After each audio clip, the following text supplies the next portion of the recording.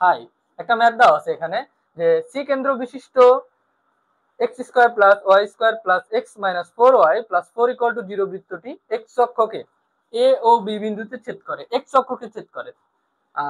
X অক্ষের খণ্ডিত অংশ হচ্ছে এ বি এবং এ বি সি ত্রিভুজের ক্ষেত্রফল নির্ণয় করো।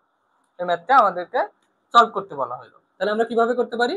একটা বৃত্তের সমীকরণ দেওয়া আছে, যেই বৃত্তটা মনে করি একটা একটা বৃত্ত এক্স অক্ষকে ছেদ করে এ বিন্দুতে, তো ধরে নিলাম যে এক্স অক্ষকে এরকম এ আর বি বিন্দুতে ছেদ করে এবং এটা হচ্ছে এক্স অক্ষ, এটা হচ্ছে এক্স অক্ষ, এক্স অক্ষকে বি বিন্দুতে ছেদ করে। এক্স অক্ষের খণ্ডিত অংশ হচ্ছে এ বি, এই যে এ বি হচ্ছে এক্স অক্ষের খণ্ডিত অংশ এবং এ বি সি ত্রিভুজের ক্ষেত্রফল নির্ণয় করতে হবে। এই যে বৃত্তের কেন্দ্রটা হচ্ছে সি, তাহলে আমাদের যে এই ত্রিভুজটার ক্ষেত্রফল নির্ণয় করতে হবে এ বি সি। তো ত্রিভুজের ক্ষেত্রফল নির্ণয় করার জন্য কি কি লাগবে? তো আমরা জানি ত্রিভুজের ক্ষেত্রফল কি, হাফ গুণ ভূমি গুণ উচ্চতা, উচ্চতা। তার মানে আমাদের এ বি দৈর্ঘ্যটা লাগবে, আর উচ্চতাটা যদি বের করতে পারি সি থেকে, এটা উচ্চতাটা বের করতে পারলে আসলে হয়ে যাবে ত্রিভুজের ক্ষেত্রফলটা। তো আমরা একটু দেখি কিভাবে বের করব। আমাদের বৃত্তের সমীকরণ দেওয়া আছে x square plus y square plus 6x minus 4y plus 4 equal to 0। আমরা এই সমীকরণ থেকে আগে বৃত্তের কেন্দ্র ব্যাসার্ধ বের করে নিব। তো আগে কেন্দ্র বের করি। এই বৃত্তটাকে আমরা যদি x square plus y square plus 2gx plus 2fy plus c equal to 0 এই আদর্শ বৃত্তের সমীকরণের সাথে কম্পেয়ার করি, তাহলে কি লিখতে পারি আমরা? যে এক নাম্বারকে আমরা যদি এটার সাথে কম্পেয়ার করি, তাহলে 2g equal to 6, g equal to 3, 2f equal to -4, f equal to -2। তাহলে বৃত্তের কেন্দ্র যেটা সেটা কি হয়? কেন্দ্র এখানে দেওয়া আছে সি, কেন্দ্র সি মানে হচ্ছে কি -g -f। তাহলে কেন্দ্র ইকুয়াল টু আমরা কি লিখতে পারি? -3, 2। এটাই হচ্ছে বৃত্তের কেন্দ্র, তাই না? এটা হচ্ছে তাহলে বৃত্তের কেন্দ্র পাইলাম, সি বিন্দুটা পাইলাম -3, 2।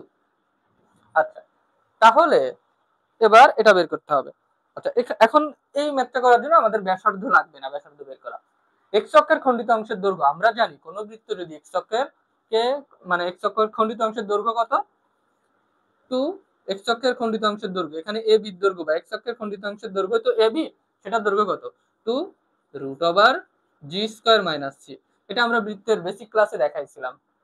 তাহলে 2 রুট ওভার জির মান কত?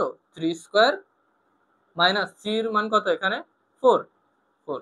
তাহলে আমরা লিখতে পারি 2, 9 মাইনাস 4 মানে 2 রুট ওভার 5 আর কি।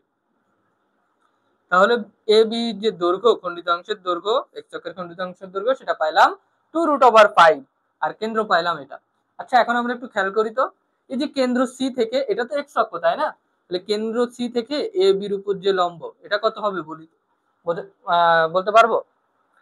ইজিলি বোঝা যাচ্ছে যে কেন্দ্রের যে কোটি সেটাই কিন্তু হবে এই যে কেন্দ্র, এইটা থেকে এই দূরত্ব ওয়াই, কেন্দ্রের কোটিটাই হবে কিন্তু এই যে এটার উচ্চতা, এই ত্রিভুজ যেটা হবে এটার নাম দিলাম আমরা হচ্ছে ডি। তাহলে এবির উপর যে লম্বটা কেন্দ্র থেকে ডি, এই সিডির দূরত্বটা হচ্ছে কেন্দ্রের কোটি 2, চিত্র থেকে বোঝা যাচ্ছে।